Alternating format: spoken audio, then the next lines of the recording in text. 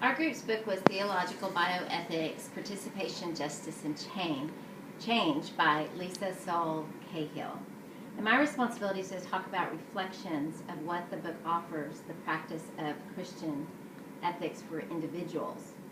The book talks about important public issues like physician-assisted suicide, healthcare reform, abortion, stem cell research, genetics engineering, and human experiment, and more, as my classmate discussed in the other video as she gave the outline of the book.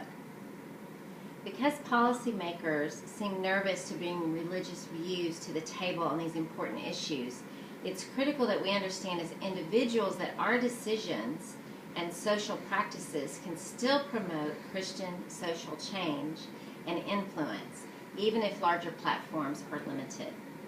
These big topics that I mentioned that are discussed in this book, they can be overwhelming, like what can an individual do?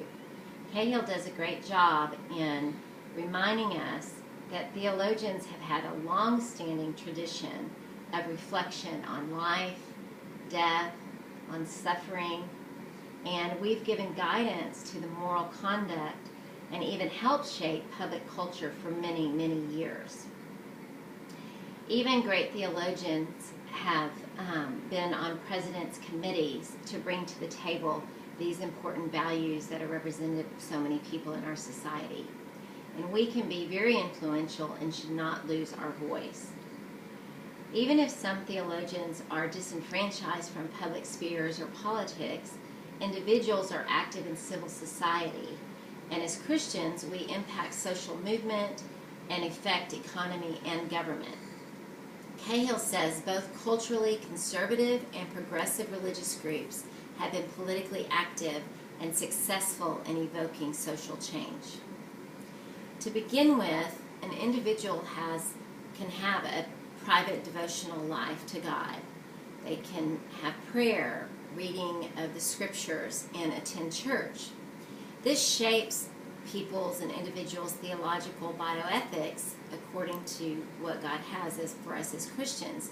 And as individuals, when we do this, we as individuals make up our congregations, and our congregations impact society and inform politics.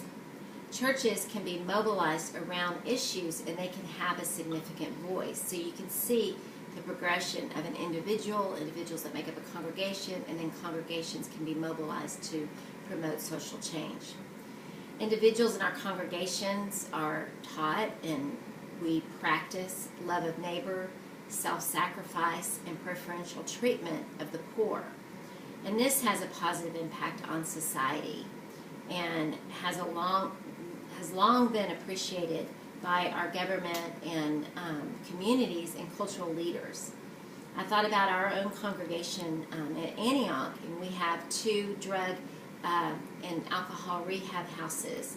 We also mentor kids in our school district, WISD, Waco Independent School District, because the dropout rate is so high, and studies have proven that if we can get a child on reading grade level by grade 5, then exponentially they graduate from high school. And so all of our community churches, we've come together and provided over 300 mentors that go 30 minutes a week to read with an elementary school age child to help them get on their reading level. And so that's just an example of how an individual coming together as a congregation can impact the needs in the community, because we mobilize church membership around the city about these important issues. Cahill discusses how we as individuals set different values in our own practices, that we participate in new models that nurture our values, and it makes an impact like those I mentioned about mentoring a child or providing safe housing for drug or alcohol rehab. And as Christians, we're called to serve the least of these, and we're called to do it. Genetic science is also a very complicated issue that Cahill brought up. And we as individuals carry the image of God, and we carry the value of life that we get from God's Word. John Paul II encourages adoption for fulfilling parental desires and contributing to the common good. And so that's an example of how an individual or a couple can practice Christian ethics. Lastly, Cahill gave examples of individuals that had a shaping voice on culture, like Paul Ramsey, a Methodist, or Richard McCormick, a Roman Catholic, or Karen Labach, and Jewish leaders like Fred Rosner and Elliot Dorff. All these were individuals that were activated and demonstrated the engagement as theologians in bioethics. And so they were individuals that stepped up to the plate to do that. So these are some of the ways that the book offers us as individuals to practice Christian ethics.